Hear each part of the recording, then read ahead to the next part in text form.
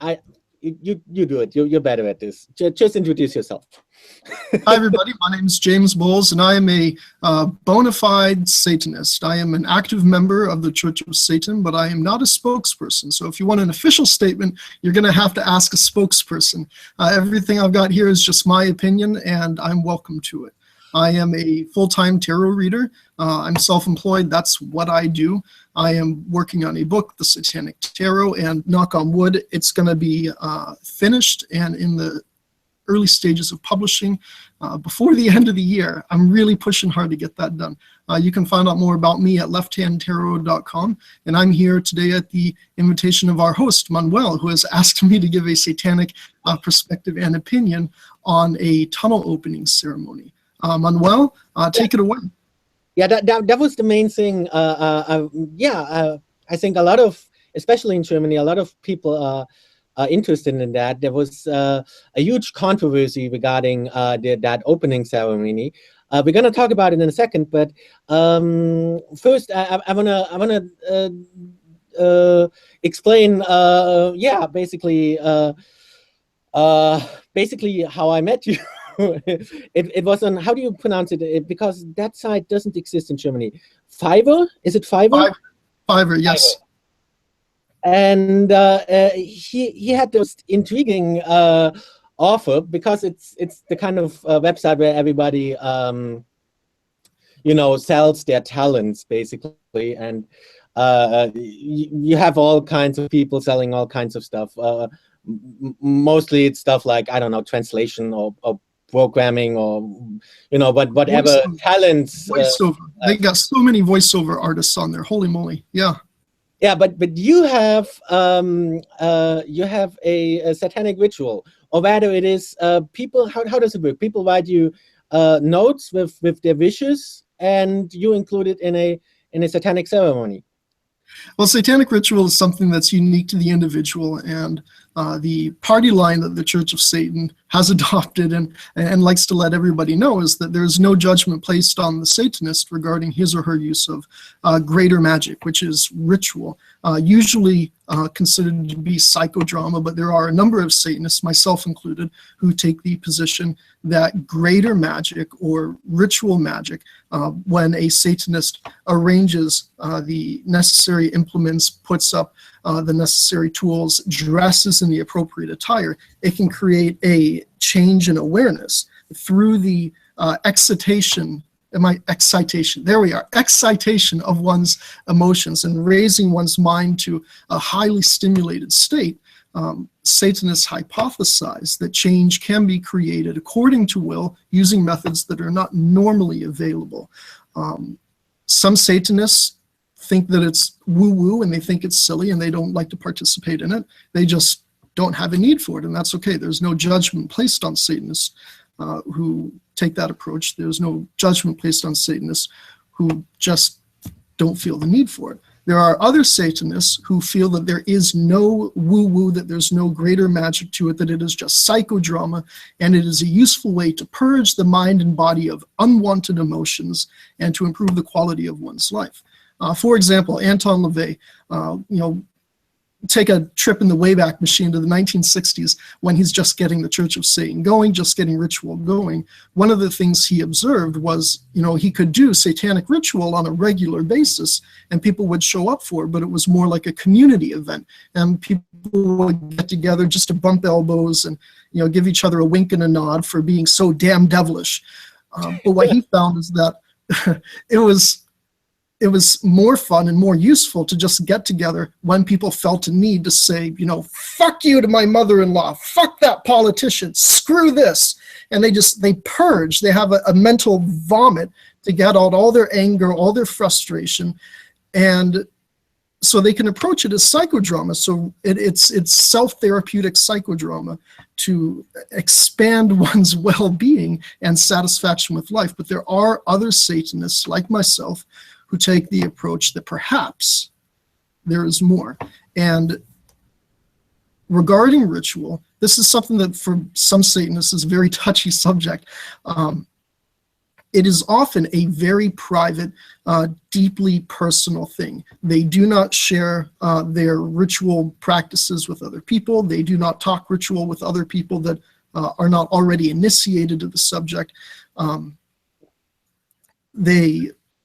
For them, it is very secretive, and they do not share that part of their life. But as it states in the Satanic literature, multiple places, every person has to decide for him or herself the degree of participation that he or she would like in his or her rituals from other people. Some people, they feel most comfortable when they do a solitary ritual by themselves, nobody else present, because that's the only place where they can do ritual and feel the necessary shame, where they can do ritual and express verbally the anger and frustration they have, and thoroughly tongue lash the victims of their anger and let it out.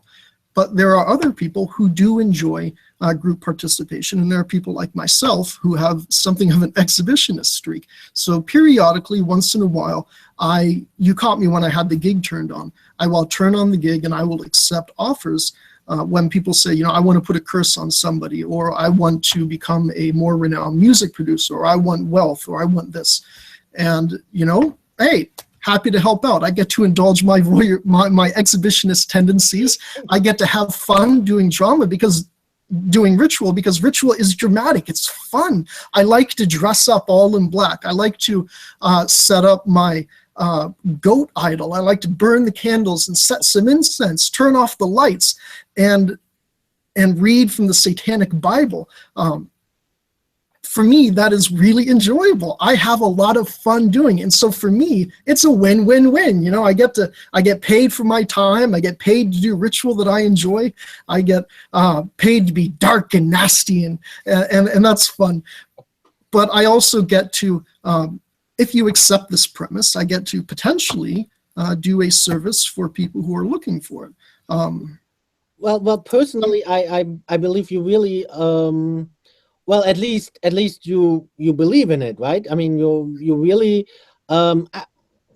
committed to this, and you are providing a service. It's not just because I saw that there was another guy, and he provided the opposite of what you're doing. He provides uncursing. But I could see from his description that he was not sincere. He was just doing this for the money. Well, You're really sincere. You're really sincere. I'm three minds on this issue. On the one hand, I do accept greater magic ritual as self-transformative psychodrama to purge my mind of things that bother me, and that has helped very much. But I do also absolutely accept it as magic. True story. An experience that I've had with greater magic. Behind this wall, okay, I live in a duplex, but I own, from this wall over, I own the property and the building, but it's a connected building. And the folks who live on the other side of that wall, there's a business on the ground floor, there's apartments on the second floor, and the landlord rents to the shittiest, most worthless people you've ever met. I mean, they are welfare bums of the highest order. There's a man who lives second floor behind that wall. He has raccoons. Oh. But he's convinced, well, not as pets. He has raccoons that are tearing up the outside of the property. He's convinced that my cats, who live inside and rarely ever go outside, are sneaking out of the house at all hours of the day and tearing up his property. And so he came over to my house one day and he knocked on the door and he said, hey, look at these pictures. They're tearing up these things. I want you to pay me $500 to fix it because my landlord wants that money. And I said, look, I'm sorry you're having a problem, man, but pictures or it didn't happen. My cats aren't in those photos. He was convinced it was my cats. Really, really convinced. And it got to the point where he was prank calling me. He had stolen a package that somebody had delivered to me. He claimed that my car had hit his car when I know he didn't do the anonymous number dial, so I knew it came from him. He was prank calling me that he was somebody whose car got hit by my car, and I left my number on his windshield, and he wanted me to pay money, and he was harassing me like that. And then he said he was going to put out traps and trap my cats and take them to the Humane Society and have them put down. And my first impulse was like, okay, it's not my cats. I don't care what you do. But my second impulse was, fuck you. How dare you say you're going to trap my animals and have them put down? You really think you're going to come to me and I'm going to be receptive to that idea? And I'm like, look, dude, it's not my animals. So after all, I'm sorry? I was just saying what happened. Yeah, so for me, the final straw was he started having parties in his apartment with the stereo turned up so loud that the bass was carrying through the entire house. And that for me was the breaking point. I was like, you know what? I'm done with you. So I did a destruction ritual, and I wanted this man to die. My specific words in the ritual were, I want your bones to be ground to salt under the pillars of the earth. And I'll let you know right now, the man didn't die, okay? He's alive and well. But, and this is, to me, this is what makes it incredible. After I did that, I never heard from him again. We occasionally see each other in the distance, even though we live right next door to each other. He doesn't call me, he doesn't talk to me, doesn't look at me, doesn't interact with me. And as it happens, he recently got arrested for robbing mini marts, spent a month in jail. For my purposes, he's dead. He doesn't bother me. He's not a distraction. He is out of my life. I mean, factually, I understand. So when you do that ritual and you say you want somebody to die, you don't necessarily mean that in a physical sense. You just mean from your perspective, he's like, he doesn't bother you anymore. No, I meant it. I really wanted him to die because he was disrupting the sanctity of my household. He was threatening my animals. He was scaring my wife and kids with his behavior. I wanted him to die. And doing that ritual, it was, yes, cathartic. It gave me a chance to say that I want this man to be erased from the face of the earth. And I'll be honest, it feels good to say what you feel. Don't hold it back. Say it.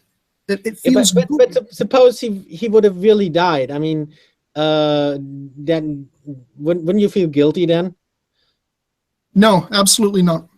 Because and this is something that is in the Satanic Bible, it is right there, it says when you throw a curse, you must be absolutely confident that you do not care if the person lives or dies. That person that I'm talking about, the guy is, again, he's a welfare bum, he's a leech, and as it turns out, he's a criminal. The world would, in fact, be improved by his absence instead of his presence. And I would have been very happy to see him go. But again, I approach ritual from multiple angles. First angle, yes, it's cathartic. It lets me enact that ritual and vent my anger so that I'm not carrying that frustration around with me. It is also a way for me to rid myself of a pest. And as it happened, even though he didn't die, the problem was fixed. And I would not feel any guilt whatsoever about his absence. None whatsoever. I think that was everything. Yeah, you got into well, you really it feels to me you're very open. You're openly talking about all those aspects of your rituals, and yeah, of course, I don't agree with that. I don't want anybody to die, no matter if it is in a physical or other sense. But I feel you're very open, so this is very interesting. And at the beginning, I didn't really know what to say, because this is the first time I'm doing this in English. I did interviews with. Recently I did an interview with an author. You're an author too. We can talk about your book in a second. But that was in German, so this is the first time I'm doing this in English. So it always takes me a little while to get back into the language. Well, I want to commend you for doing this in English, because in high school I took Spanish for 6 semesters. I took German for 2 semesters. I dabbled in Italian and Latin. I went to college for Russian. И я еще говорю по-русски. And now I take Esperanto as a hobby. It's just something I do on the side. languages are difficult. Man, they are a challenge. And to get a conversational fluency, that really takes a lot of effort. There's mastery in magic. You know, the being able to master a language and be able to gain the command of it that you have, especially a foreign language that's not your native tongue, that is quite difficult. And there's some mastery there. I congratulate you on that. No, I'm good. I used to be able to speak like almost on a native language level, but that's a long time ago. So when you're like surrounded for a lot of for like, I don't know, 10 years by Germans, it kind of rubs off on you. Yes. Yes. Anyway, it's interesting that you said you speak Latin. Do you use it in your ceremonies? I dabble in Latin. That was something I did years ago. It was a phase. I thought it was interesting. But for me, the attraction to Latin was kind of a romantic thing. It was, oh, Latin, it's the church language. I can speak church Latin backwards and do naughty things with it. But then I realized that I was just going to a lot of effort for nothing. And I was really just happier not studying Latin. So now the only Latin that I ever use comes from, where did I even put it? I got it around here somewhere. Oh, there it is. It's in my blind spot right in front of me. Second, I'm using. I'm using the opportunity to switch something off. I'm back. Okay. No, so I was going to say, these days, the only Latin I speak comes out of the Satanic Bible, in nomine Dei nostri Satanas Luciferi excelsi, which is the beginning to the invocation to Satan. And that is literally the only Latin in there. It's the only Latin I use. Yeah. I have to say I have some Christian subscribers. I hope we didn't scare them away.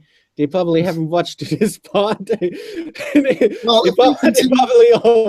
probably already closed it and unsubscribed. Well, I hope not. I hope not. For any of your viewers who are watching who are Christian, I want you to know that I'm not here to deliberately insult you. I'm really not. I'm just here to talk about myself. You may feel insulted by some of the things I'm going to say, but there's an old expression, I forget who said it first, but if one throws salt, it wouldn't hurt unless you were raw. So if you're raw, you should probably stop watching, because I am going to throw some salt. Okay? Maybe how shall I put this? Well, anyway, I was really intrigued by what you're offering on Fiverr, and yeah, and because you're really open, and I want to show this to people. I want to show that basically, my approach is that everybody is a human being, right? And everybody is entitled to to his opinions, and everybody should be able to believe in whatever he wants to believe. I mean, that's my opinion. Yeah, so and I also, of course, I wanna talk. I wanted to show the people that that you're not eating little children or whatever. Because maybe some people have that prejudice. Of course, you do have your own beliefs, and I know that every Satanist also has very individual beliefs. They don't come out of a copying machine or whatever the term is. But I wanted to interrupt you there. Right? So you made the comment about. You said you wanted to show people that I'm not eating babies and melting their fat down to make candles. I am an active member of the Church of Satan. I'm not a spokesperson, but I am an active member. And as an active member, one of the things that I agree to do is to state my philosophy or my premise on the core tenets of Satanism. And some of those core tenets are the 11 satanic rules of the earth. These are rules that these are minimum rules that Satanists agree to follow. ninth rule of the earth, do not harm little children. We don't harm kids. We think kids are great. They embody, the most innocent and untainted sense of humanity. They don't know right from wrong. For them, the world is magical. They like to do whatever they want. And we are trained out of that as we get older. And so there's a real sense of magic and innocence that is to be preserved in children. And that leads us probably into the next thing you might ask is, oh, so do you sacrifice animals? No. 10th rule of the earth, do not kill non-human animals unless you're attacked or for your food. Let me turn off the screen share. Okay. And the reason that in Satanism animals are not killed is because we believe, I believe as a member of the Church of Satan, one of the core principles we have is that we are atheists. We accept no gods. We believe in no deities. The only thing that a Satanist worships is him or herself. So in that sense, I am my own God. Now, some people hearing this, they're not going to understand it, and they're going to be like, whoa, you've got an ego. But what it comes down to is I'm responsible for my own heaven. I'm responsible for my own hell. It is up to me to create the reality in which I want to live. I take credit for what I do well. So I'm not going to give credit for my success. There are people, oh, thank God I was cured of my cancer. Don't thank God. How about you thank the fucking scientist who gave you the therapy and did the research necessary to get you through this? How about you thank the doctor who spent 16 years in medical school in order to climb the social hierarchy and understand how to treat that condition? Animal sacrifice, I believe, and I presume at least the other people with whom I associate by name in the Church of Satan, they also reject animal sacrifice because we believe there is no God to whom the animal can be sacrificed. We believe it would be pointless. There are people who... Okay, I understand all that, but a lot of people might not understand it. They might say, then why are you worshiping Satan if you don't believe in him, right? Basically you're saying you're atheist, and atheist doesn't believe in God, but he doesn't believe in the devil either. So why are you worshiping him? The Church of Satan uses Satan as a carnal metaphor for humanity. Anton LaVey, when he advanced the Satanic philosophy that he embedded in the Satanic Bible, he uses the word Satan, devil, whatever satanic name you can think of, as a substitute for myself. So when I say, hail Satan, what I'm really saying is hail myself. When I say, when I do a ritual and I invoke the name of Satan, I am invoking my own dark inner self. I am invoking my own power. There are Satanists in the Church of Satan who will say, you only get one life. This is it. And when you die, it's lights out, you're done, there's nothing. I don't claim that certainty. I'm agnostic in that sense. I just don't know what happens after death. To me, it's irrelevant. I feel like, Mark Twain once said, I believe it was Mark Twain, he said, I don't fear death because I was dead for millions of years before I was born, and it didn't bother me in the least. So I don't really care about death. I care about life. I care about living the best I can. And for me, Satan as a god of the earth, as a god of what is real, as a metaphor for my carnal self and my own personal godhood, me taking responsibility for creating my own heaven right here on earth in line with my values, my beliefs, what I think is most important for me, and more importantly, rewarding those people whom I love and the people closest to me. That's what I should do right now, because there isn't going to be time for it later. I've got a pretty short lifespan, relatively speaking. I wish I was a turtle. God, they live forever. But my life is pretty short. I only get so much time to enjoy myself and to support my loved ones. Okay, so let's make this clear. For you, Satan is more of a symbol. He's not. He doesn't necessarily physically exist like as a spiritual being. Satan in my understanding of the world, does not exist as a spiritual being.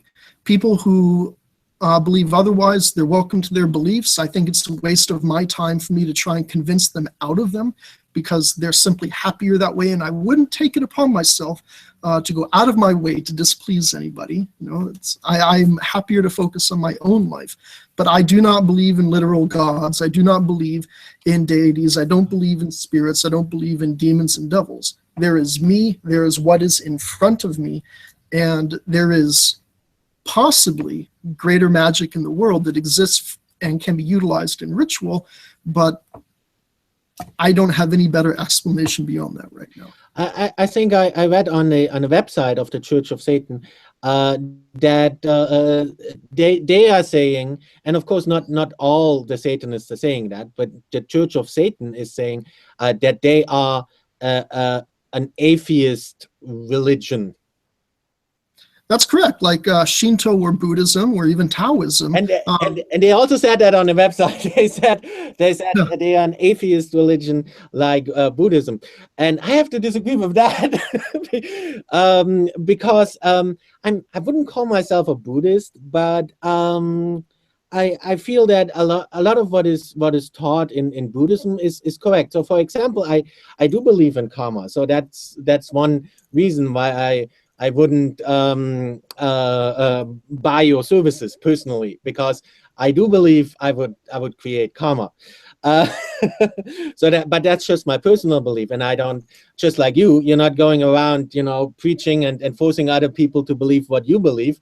I don't do that either. I don't go around and make other people believe whatever I believe. It's just what I personally believe, and whatever other people believe, that's fine. That's their business. I respect other people's beliefs, and I hope other people will respect my beliefs. Well, I'll be nice to you if you'll be nice to me. Yeah. See, and that's basically why I really wanted to do this talk or interview or whatever. I wanted to show people that, and I wanted to show that even works with Satanists. Yeah, that Satanists too are people just like everybody else, and they can be nice people just like everybody else, right? Yes, we can choose to be nice people. One of the things, though, that you'll find that differentiates Satanists from, say, Wiccans or the neo-pagans is that Wiccans and neo-pagans, as a rule of thumb, they generally dislike violence. They generally dislike cruelty. They believe that you should always strive to treat everybody with kindness, almost no matter what. I mean, that's an exaggeration, but I mean, you investigate those things, you'll find that they prefer to lean toward kindness and forgiveness. But Satanists, I try to be very rational and also meritocratic in the way that I treat people. What kind of treatment do they deserve? I'm willing, when I meet new people, I'm kind to them, and I hope that they will be kind to me. But if they are not, then I will choose to excuse myself from their company. And depending on the kind of behavior they exhibit toward me, I will either continue to distance myself from them and keep them away from my inner circle, my inner sphere of my life that makes me happy. Or if I really believe they deserve it, I will try to punish them by whatever means necessary within the law. And that's very important, because members of the Church of Satan, you can call it boring and you can call it whatever you want, but we believe that when people deliberately break the law, frequently they are asking to be punished, or they are anticipating what is to come. I have no desire to be a victim. I have no desire to break the social contract that allows us to have this kind of conversation, right? That allows us to be friendly and have a measure of confidence that we will be able to interact harmoniously and successfully with the people that we meet. But if somebody crosses me, I'm going to do my best to protect myself and repay their unkindness if I can, because that's the way I am. I don't believe in turning the other cheek. I'm not Christian like that. If somebody hits me, I really am going to hit them back. That's me. But see, for me, from my perspective, and you don't have to share my perspective. I'm just trying to explain my perspective. That kind of confirms to me the existence of karma. You know, and you're also basically kind of upholding that, right? I mean, if somebody you're nice to to the people if they're nice to you, but if somebody does a bad thing, then you will help with basically punishing him, right? So for me, that kind of confirms the existence of karma.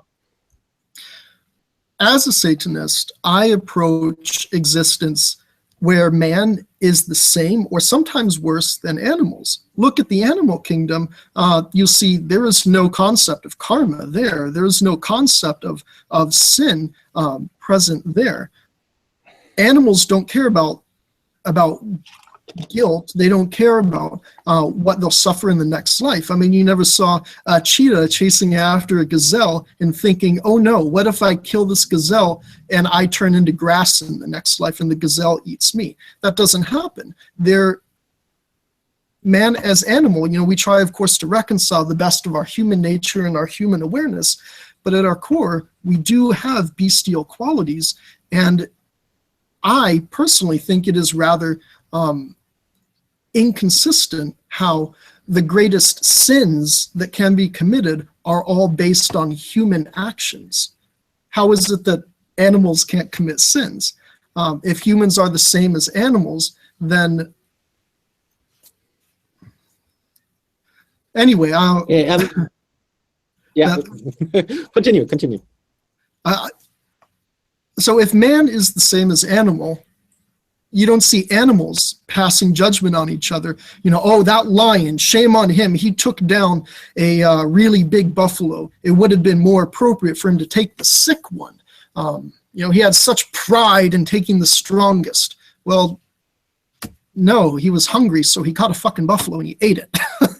You know, you don't see animals giving themselves a guilt trip over what they did or didn't do. And for me, that's a big part of the appeal of Satanism. How do I live as happily, as successfully within my level of achievement and stratification? How do I live without burdening myself with imaginary and frequently useless guilt that doesn't apply to me? You know, as an atheist, for me, it is so alien when I see Christians, because I live in North America and there's a lot of Christians here, praying to their God or praying for forgiveness or praying to be saved from the devil. And I'm like, you know, the only thing worse than having an imaginary friend is having an imaginary friend who can hurt you. I just... some things are difficult for me to understand because I'm not used to North American Christians. They what do you mean they hurt them? I don't understand. Well, of course, I see that I believe that there are no gods, there are no deities, and therefore when somebody says, I have a personal relationship with Jesus, that sounds a lot to me like when my 4-year-old daughter says, I have an imaginary friend and his name is Binky. Okay, but why does that, as you call it, imaginary friend hurt them? I don't understand. Well, if they don't appease their imaginary friend and do what he says, then he's going to lock them in a dark, fiery basement forever. Oh, okay. Yeah. Okay. So you don't believe in hell either. I believe that heaven and hell take place right here on earth, and it is up to the individual to take responsibility to avoid creating a personal hell and to achieve a personal heaven. I decide what pleases me and I work to attain that. That is my heaven. Whatever displeases me is hell, and I work to keep that away.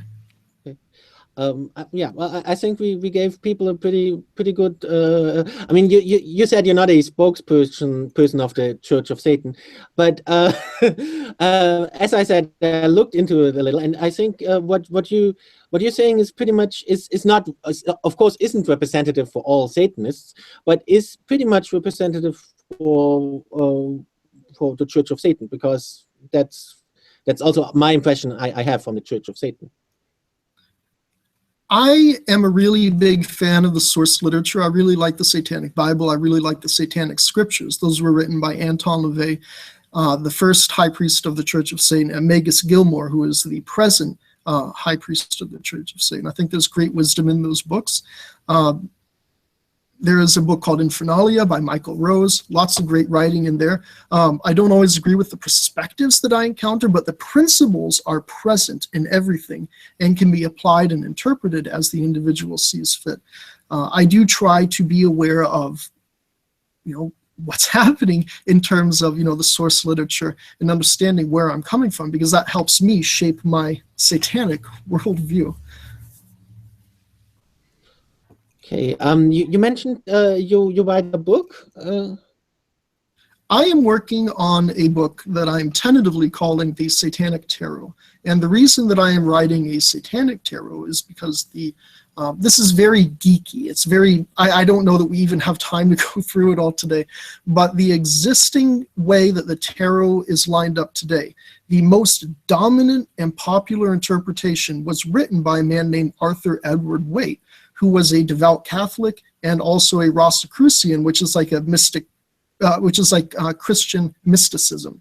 And when he put the tarot together, it is very much white light, right-hand path, very much avoid materialism and ascend to higher spiritual heights. Okay, so you're an atheist, but you're not a materialist.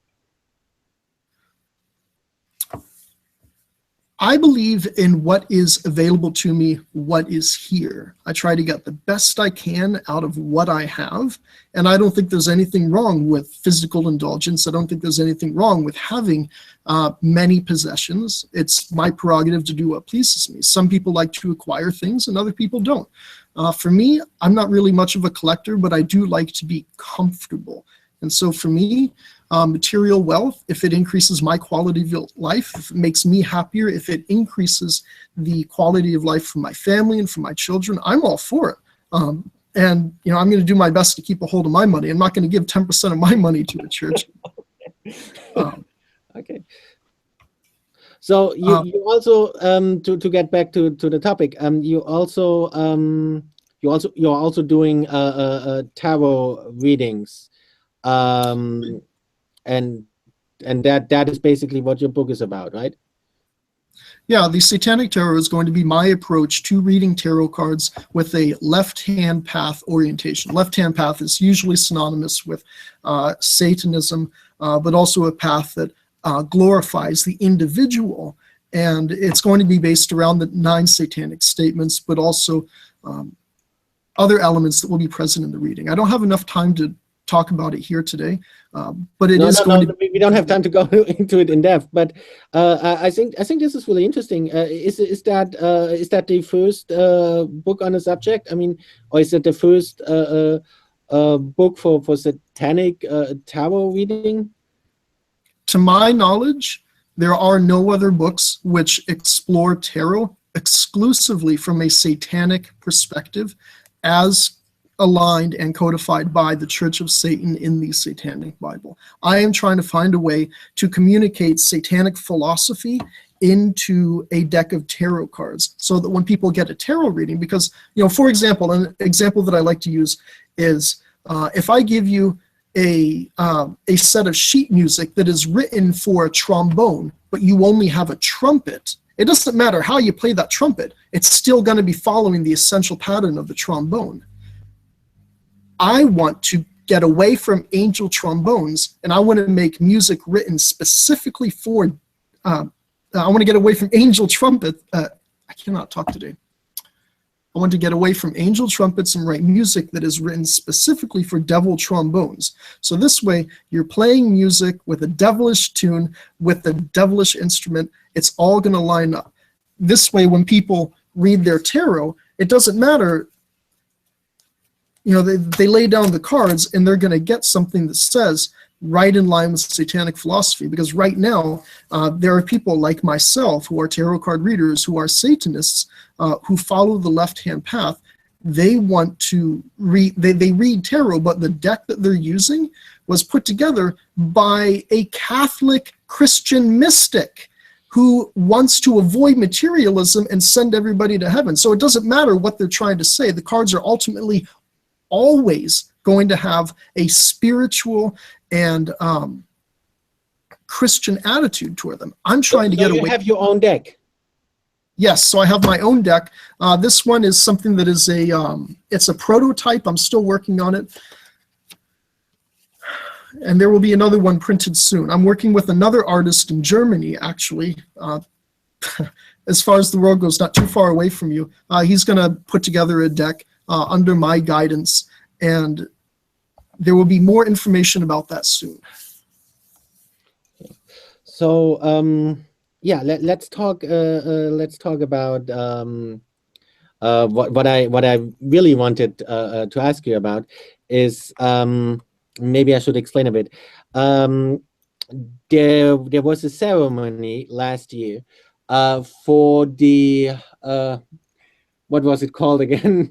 You know, that big tunnel they did in Switzerland, which is the longest and deepest traffic tunnel ever built, and they did a really strange, a really big and really strange opening ceremony, and it was attended by a lot of important people, of course, and it was even attended by heads of state, and it was broadcast live all over Switzerland and all over Germany, basically all over the European Union. And a lot of people were really confused by it, because a lot of people, and of course there were some people, you know, they're making conspiracy theories out of it, and they're saying that was a large-scale satanic ritual. So I wanted to ask you about that. Yeah, I took a chance to look at the video you sent me, and I thought for the most part, it was actually rather entertaining. I thought maybe not Cirque du Soleil quality, but it was sure entertaining to watch. I've got a number of opinions on this, and I'm going to try to be as succinct and brief as I can, because I know we're starting to get up there in time on this interview. But you may be surprised to hear that the short answer is I tend to agree that this was a large-scale ritual, but I don't agree for the reasons that you think I do. Let me explain what I mean. First thing I'm going to say is that I do not believe that the Illuminati exist. I don't believe it. I don't, wait, just for the record, I don't believe that either. Okay. The Illuminati was a very short-lived organization. It ended a long time ago. I do not believe in the Illuminati conspiracy theories that get peddled. I think they're entertaining. I think they're interesting, you know, like the same way that I read about Bat Boy in the tabloid headlines. Or, you know, I read about Elvis Presley sighted again, rose from the dead. I think it's very entertaining to read that way, but I don't believe in it. But I do think that this was, in its way, a ritual of the powerful. One of the things that underpins satanic literature is that the powerful always rise to the top, and they will always rule the world. Doesn't matter if they're kings, doesn't matter, or queens, doesn't matter if they are, what's the word I'm looking for? If they're heads of state, it doesn't matter if they're business leaders, whatever their role, they will always rise to the top of the hierarchy, and they will always be in control. And the world is stratified. People exist at different hierarchies based on their relative skills, knowledge, and abilities, what they've earned for themselves, and who they are as individuals. So although I do not accept the Illuminati the way that the conspiracy theories paint it, I do believe that there is an organized effort among powerful leaders, among influential people, among the wealthy and the business elite to conduct the world in a certain way. Not in the sense of a new world order, but because, you know, Powerful people work to achieve grand goals. That's what they do. And they cooperate with other powerful people at their level of the hierarchy and their level of the social stratification. Whatever place they find themselves, powerful people will always be running the world. And this is something that, another reference that comes up in Satanism, people say, oh, that person is a de facto Satanist. So what we mean by that is, for example, we might look at a wealthy businessman. Let's say the founder of Facebook, Mark Zuckerberg, and people might say, oh, he's a de facto Satanist. He doesn't identify as a Satanist by any means. Yeah, but I don't understand that. Why would people say that about Mark Zuckerberg? But as a Satanist, I believe that anybody in a position of power has learned to exercise his or her will over other people, has learned to use lesser magic, which is the manipulation and the guidance of other people, in order to achieve his or her goals and acquire great wealth. So that's just a way that we say, look at that, satanic principles in action. This person knows how to control people. This person has amassed great wealth and power and is able to use it to direct different activities and goals. So when I see a gathering of world leaders, hi, this is my cat Ruffles. So when I see a gathering of world leaders all getting around, to me that's not Illuminati, and they are not satanic, and they're definitely not Satanists. I mean, I don't know, maybe they are, and they don't tell anybody, but to me that is a gathering of the powerful for the purpose of celebrating their power. One of the things that you mentioned, you look at this kind of like a ritual. It was a very interesting display that they put on. I do not look at this in the sense that I think a lot of the, hi cat. I don't look at this in the sense that, would you get out of the camera? He's cold, he wants snuggles. It's really chilly in Northern Ontario today. Oh, it is pretty cold where I am. It's we have minus 20 degrees Celsius. I don't know what that is in Fahrenheit, but it's pretty cold. Well, we're on Celsius here too. We're minus 10 Celsius, and come February, in about a month, we're going to be getting minus 35, minus 40 Celsius. It's going to be really cold. Oh, so you're in Canada?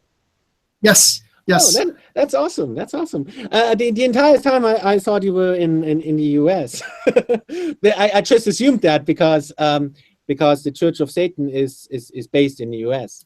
So the Church of Satan is based in New York, but it has members all over the world.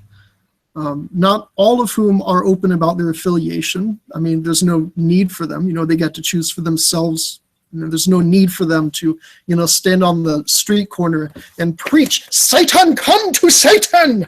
There's no need for them to make public declarations about their affiliation. They can choose that for themselves. But yeah, there are members all over the world. Church of Satan appears small, but its reach goes far. But to get back to what I was saying, so yeah, when I look at that tunnel opening ceremony, to me, that is not a satanic ritual in the sense that somebody, opened a book and said, in nomine Dei nostri Satanas Luciferi excelsi, in the name of Satan, the ruler of not like that, no. But I look at it as a gathering of the powerful celebrating what human accomplishment has done. And in a sense, I think that's deeply satanic, because a Christian would have you say, no, it wasn't humans that built the tunnel, it was God. God built this tunnel. Because of God's grace, we were able to move the mountain. Because of God's permission, we were able to build this magnificent structure. But you look at that ritual, the ceremony for the bridge opening, and you can link to the video in the comments section if people want to watch it. But they didn't, look at how the dancers were dressed. In the opening, they were dressed as construction workers. They came right out and said, look what human hands and human accomplishment built. In a way, the tunnel is an edifice to human power over the earth, which, in a Christian world paradigm, only God is supposed to have power over the earth. Only God is supposed to be able to move mountains and do these magnificent things.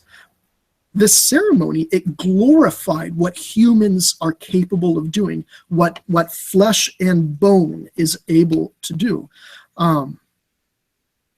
There was no glory given to God for that. I feel there was even a part where they were kind of mocking the Catholic Church, and that also reminded me a little bit about some satanic rituals I've seen. I mean, not personally, but just, photos and stuff. So yeah, what is your opinion on that?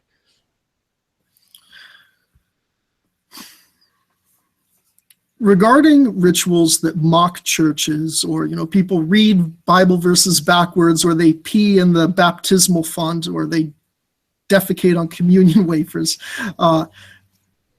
that is inverted Christianity. Those are Christians who take pleasure in defiling the sacraments of their God. Those are Christians who are reveling in the guilt and flipping the bird to God and saying, "Fuck you, God."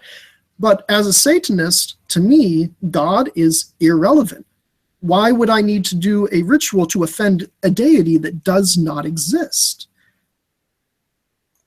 So, when I do a ritual, it's not about offending an imaginary God. It's about evoking my own power and celebrating my own accomplishments.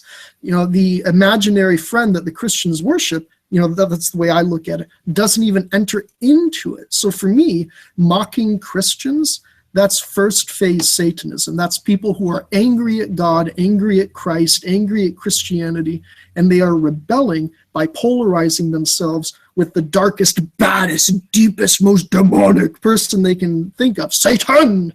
Okay, so you don't do that, but there are maybe people who are new into Satanism,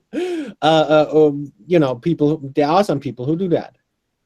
There are people who do that, and they're welcome to it. They can make their own choices. It is up to them to decide what they want to oppose and what they want to do with their time and energy. But for me, opposing Christianity and blaspheming the Christian God is not a major priority for my time. It doesn't play a role in my life. For me, I am not defined by what I oppose. I am defined by who I am. I am myself. I pursue what I value the most. And for me, I don't feel like it's a useful application of my time to blaspheme a God that I don't particularly care about. Yeah, but if they do that in that ceremony, wouldn't that be a sign that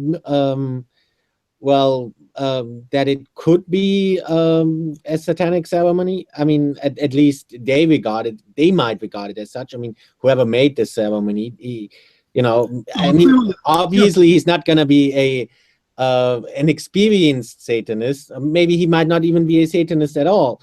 But wouldn't that be at least a sign that he kind of maybe got some inspiration from Satanism, the way he understood it? Well, there are many people who interpret Satanism in different ways. I can't speak for all of them. I can only speak for myself and what I follow to be the most accurate, what I believe to be the most accurate interpretation and application of Satanism. There is, of course, the infamous Black Mass, which of course does use inverted crosses, and if you follow the format exactly, it does have a nun urinating into a chalice. It does have communion wafers placed in the vagina of a naked woman. Yes. Okay, let's not go into too much detail with that. Okay, well, this is that's the Black Mass. It's been around for a really long time. There are people who take pleasure in blaspheming Christianity and asserting their allegiance to to whatever, if they are theist and they take the position that Satan exists as a literal deity, I mean, that's their prerogative. They can do what they want. I don't believe Satan exists as a literal deity. And if there are people who want to use elements of the Black Mass or use anti-Christian elements, the only thing I can really say is that it shows they don't like Christianity. For me, it doesn't automatically mean they are satanic. For example, did you know, you go back to the 1700s, look at who practiced the Black Mass. Who was it? It was the bishops, it was the vicars, it was the leaders in the Catholic Church, who were frequently, they're in the noble families. If you have one son, he goes into the army. If you have two sons, the other one goes into the church. So you have noble families, you have families with wealth and money who feel obligated to put one son on a path into the church against his will. That's the direction that he goes. This is the fate given to you, son. So he's highly educated, he's well-spoken, that this son pushed into the church. He didn't get to choose this direction for himself. And so when he and other, usually of the day, well-educated, well-spoken, well-read people, they're able to get together and do this as an entertainment for themselves, where they're able to rebel against the order that was imposed upon them. That, to me, was the essence of the Black Mass. There are Satanists who still practice the Black Mass. There are groups in the US who occasionally make the news for doing so. But for me, the Black Mass is not attractive as something that I wish to practice, because for me, it's unnecessarily elaborate and I don't require it to achieve my goals. Yeah, but what do you think about some of the other imagery we saw in that opening ceremony? For example, there was that one guy with a goat head, and there was another a woman. It was so bizarre. I mean, she had some kind of wings and an animal head and exposed breasts, and it was really bizarre. What do you think of some of that bizarre imagery? To be honest, I felt like the ceremony was telling a story about a journey into the underworld, not in the biblical sense, but perhaps in the Greek sense of traveling away from the light, traveling away from the above ground. You're going underground, and so we are, seeing the darker side of humanity. I mean, if you follow the opening ceremony through to its conclusion, I think that it makes it pretty clear it's telling a story, and I think that it was just talking about the effort necessary to create this opening and allude to what could be gained from it, the spoils of the earth. And one of the things that Anton LaVey often asked, just as a rule of thumb, was this Latin expression, cui bono, who gains, who profits from this. As far as the people pushing this as a satanic conspiracy, consider, for example, Alex Jones, who runs InfoWars. That man never met a conspiracy he didn't like. And he makes a lot of money. He's a really amazing showman. He's a really amazing entertainer, and he's a really smart businessman who makes a whole lot of money on stupid people who really seem to genuinely believe that the Illuminati exists. He doesn't advertise himself as an entertainer, but I think that anybody who's watched him for more than 20 minutes will see that he's absolutely a carnival barker, and he's making money on people who are genuinely buying into the Illuminati theory. And that's one of the things that I think is so fascinating, is why do people want this to be an Illuminati thing? Why are people looking for this? And I think one of the reasons is because they need somewhere else to look that isn't the uncomfortable reality in front of them. Let's play. Do you know what the game Ad Libs is? Have you ever heard of that? No. But as for the Illuminati, I think people need somebody else to blame in general. So in the US, they have like always those two parties, and they're always blaming the other party. And if that doesn't work, then they blame the Illuminati or whatever. Yeah, I mean, I think that you just take a look back in the United States at the Satanic Panic in the 80s and 90s. People believed that there was a worldwide conspiracy of religionists, people of religion, who were covering each other's actions and coordinating a worldwide child sex operation in order to abuse children and hide the guilty. What was it called? Pizzagate? What is it? Was it called Pizzagate? Well, it happened again, right? It came back again. It's just the myth that won't die. But and at the time, people genuinely believed that there was a damn dirty Satanist hiding just over there, ready to snatch your children at a moment's notice. But in hindsight, with the benefit of the news that has come out and the research that has been done and the journalism that has been done, for example, against the Catholic Church, there is a worldwide religious organization with members all around the world who have been repeatedly convicted of child molestation, and instead of being given to the police, they're shuffled from church to church. And it's not even the Catholics. Let me show you something. I'm going to put you on screen share. I just need to get this open. Come on, screen share. Okay. All right, so here's an incognito window. I'm going to do a Google search. Watch this. Youth pastor. We're going to see what comes up in the news. Youth ministry worker accused of child sex crimes. Youth pastor admits to inappropriate physical interactions. Married youth pastor charged with sex crimes. Youth pastor had sexual relationship with a 14-year-old girl. Arrest made in Newport News youth pastor's homicide. Youth pastor gets 2 years for sexual battery. And that's only the first page of results.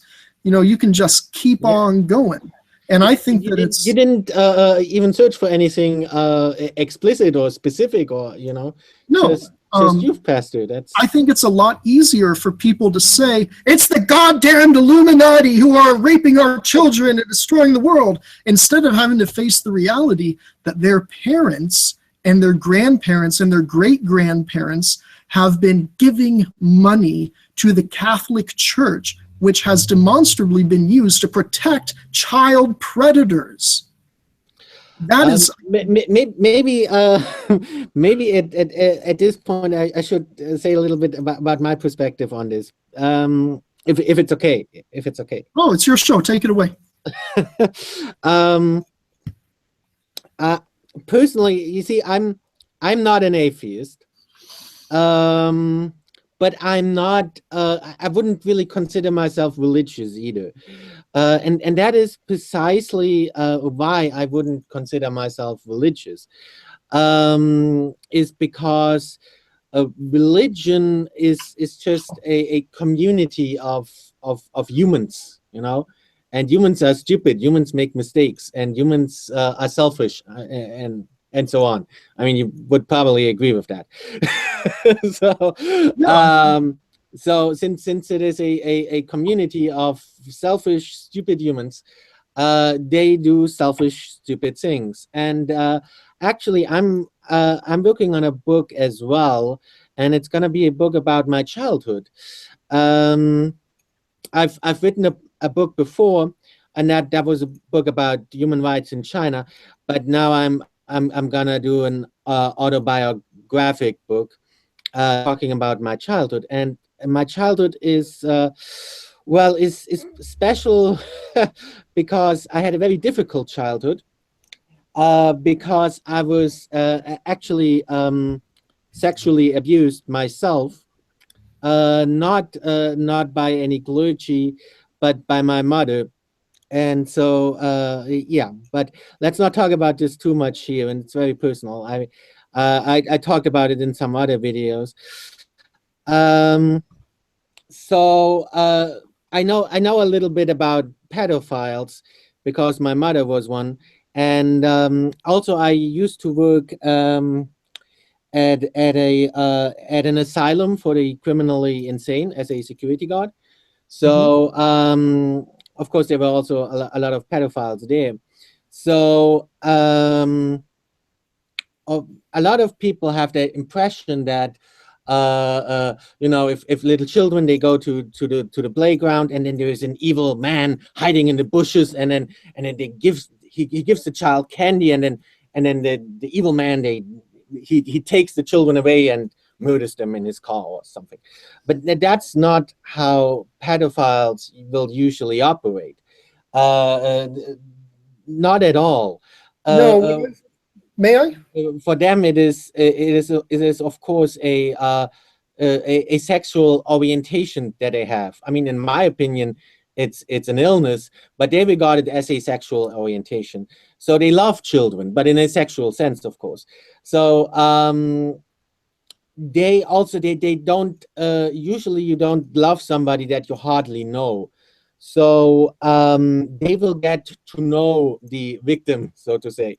And they will put themselves in position where they can get to know the children, where they can get to know children in general, and in positions where it is easy for them to abuse children. So, of course, being a youth pastor is an ideal, is the perfect occupation for any pedophile, and any pedophile will probably try to get himself into a position like that. Yeah, one of the things that I found just through observation, but also through the couple years of criminal justice that I took when I was in college, is that criminals are everywhere. Criminals are everyone. People commit crimes commensurate to their skills, knowledge, and abilities, and their opportunity to act. Everybody makes up, well, everybody. There are all these elaborate stories in the news about how, you know, pedophiles drive around in black trucks, black vans, just waiting to give candy to children and snatch them off the streets. But the reality is that, you know, it is much simpler than that. It is usually, the victim is usually related to the abuser, or has a relationship, or is known to the abuser. I've taken martial arts for years. I've got 2 black belts that I earned in Songam style Taekwondo with the American Taekwondo Association. 2 of my instructors, 2 of them went to prison for molesting students. And nobody could tell. They were so fucking sneaky about it. And it's, you know, it's like the same thing with youth pastors. These criminals are out there, the people are out there, and they will act based on the opportunities that are given to them. So, you know, youth pastors, martial arts instructors, they have frequent contact with young kids, with teenagers, usually without adult supervision. And it happens. It fucking happens. So. Yeah, it's terrible. But I'm trying to balance it a little. So I'm going to say this: if there is a God, then it's not God's fault, right? I mean, you don't believe in God, and that's fine. But how, if just for the sake of argument, how would it be God's fault? How would God be to blame for that? I'm going to come back to what you just said, but I want to start by saying that there was a naturalist, Richard Attenborough, who once famously commented that there are parasites in the world whose entire life cycle is to be ingested or to come into contact with children, grow inside their eye, and then eat its way out from the inside of their eye outward, leaving the child permanently blind. That is its entire life cycle. It's a parasite whose evolution into adulthood and preparation to go. I know what you're going at. Yeah. You're saying if God exists, then he created that terrible parasite. Isn't it amazing how all of the I'm going to try to get off the tangent, but the point I'm trying to get to is how much, if we start from the premise that there is a God, how much does he really care? Really, how much does he really care? Even his holy. Let's go back to the example with the child molester. I mean, that's something a human did. It's not something a God did.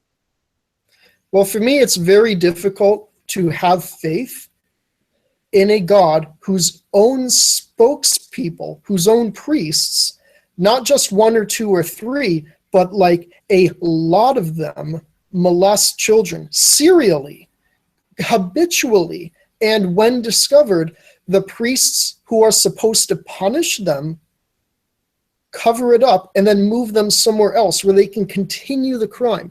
If that God's own priests and spokespeople cannot, and apparently will not, protect children and follow the dictates of their own holy book that says care for women and orphans, if they cannot follow the simple commands to to not harm children, how can I possibly have any faith or respect in that God?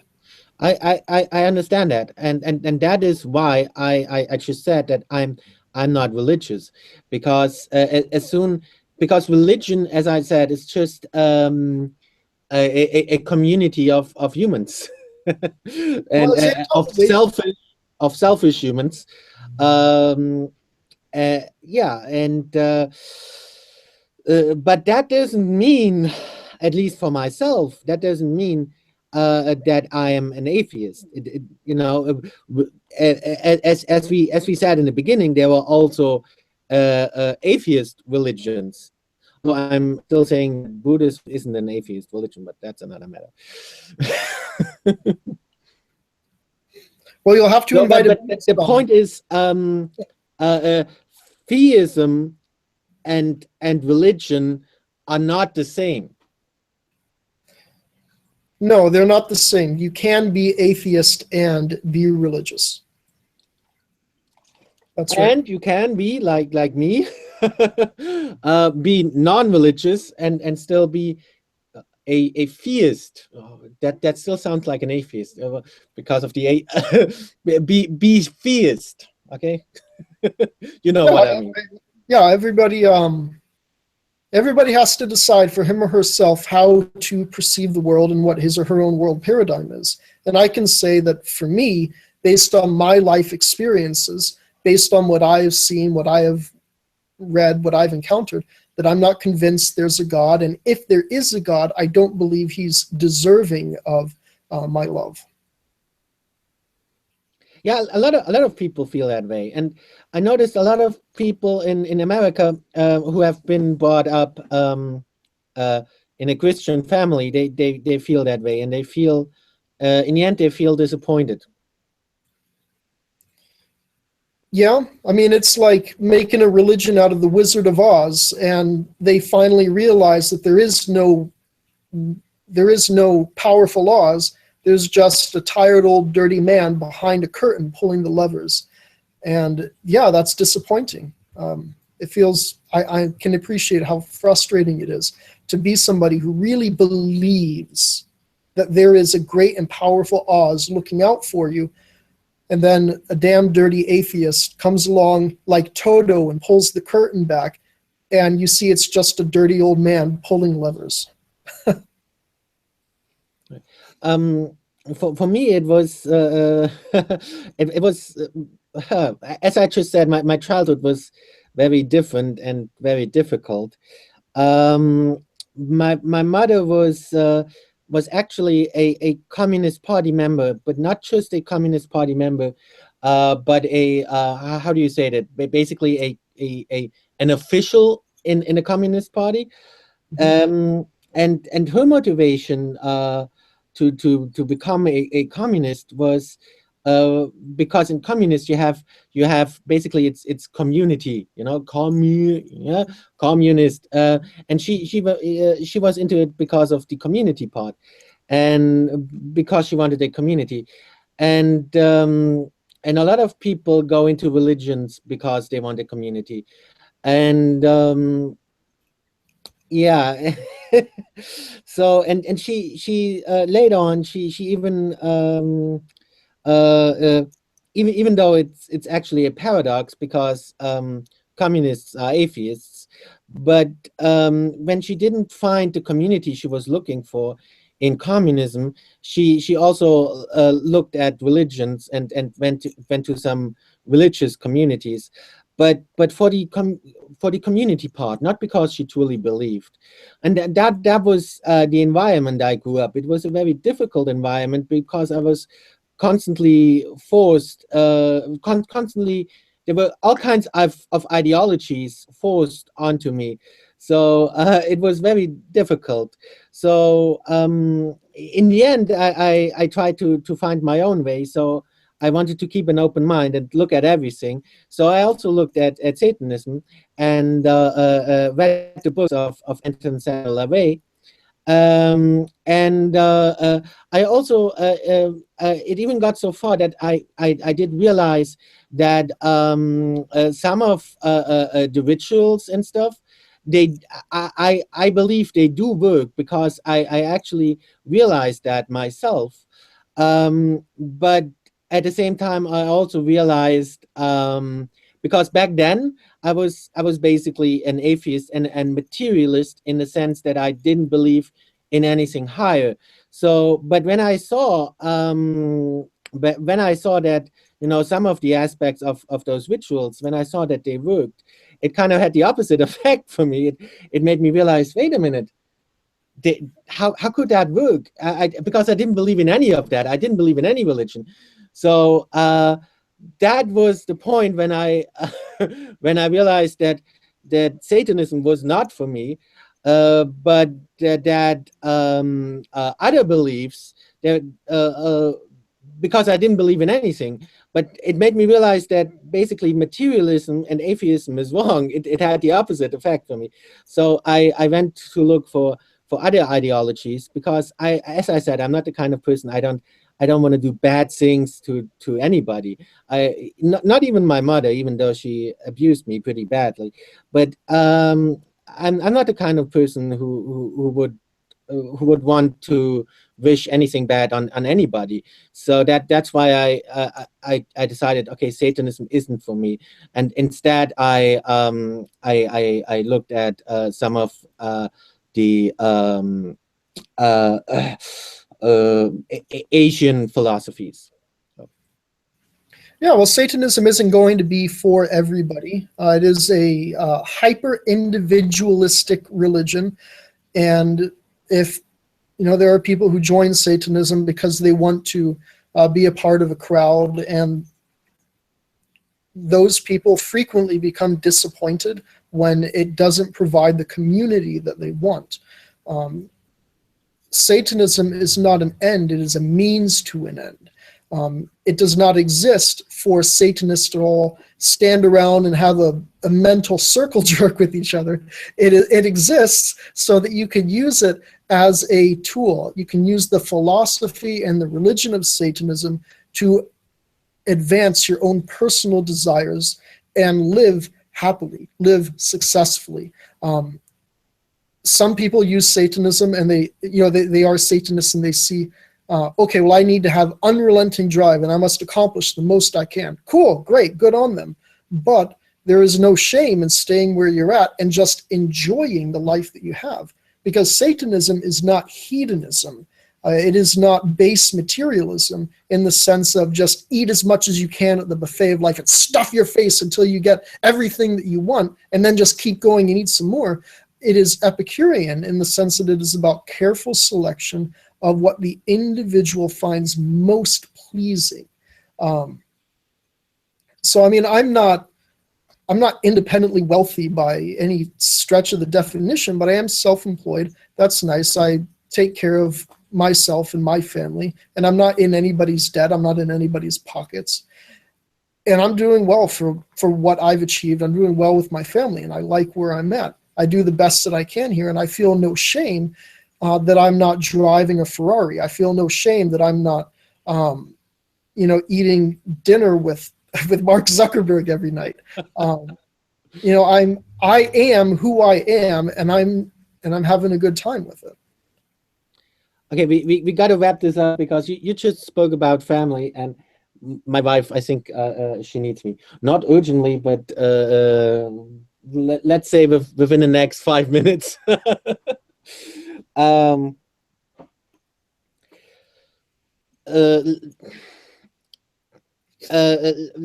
Let's go back to the opening ceremony of that tunnel thingy real fast.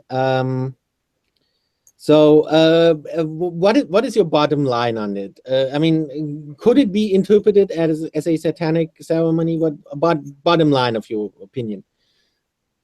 My opinion is that yes, it can be interpreted as a satanic ceremony, since it is a meeting of the rich and the powerful to celebrate human accomplishment and human achievement over the earth. Yeah, but I saw. I have to ask this because it puzzles me personally. I saw a photo because you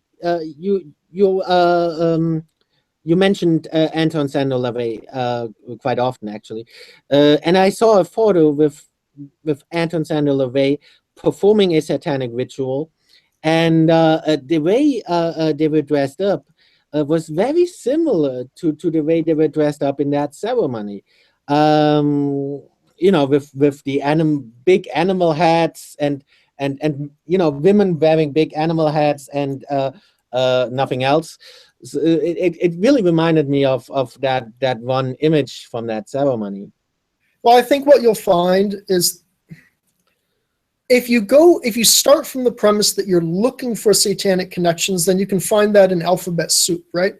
But if you start from the premise instead that this is a ceremony meant to celebrate man's accomplishment over the earth, but also to tell a story about going from the light into the dark and back up to the light again, and you look at how animals are and animal appearance is used in ritual, in ceremony, in story, all over the world across every culture, then it's, I mean, I guess it just depends on what you're looking for. I look at that and I see a celebration of human power and accomplishment, but if you go into it specifically looking for satanic ritual and connection, then I guess you can find that too.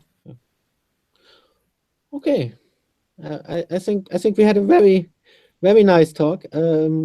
Yeah, and I really appreciate you're taking so much time and you're being so open, and talking, giving us an insight into your life. Basically, I really appreciate that. Well, it was my pleasure to come on and be able to share this conversation with you today. It was a blast. I love meeting new people and having stimulating conversations. So I wish you all the best, and you're always welcome to connect with me again. Great. Awesome. Thank you. And I wish you all the best too. And and for your family and your cats. And yeah, it was really, really beautiful. Okay. Hail Satan.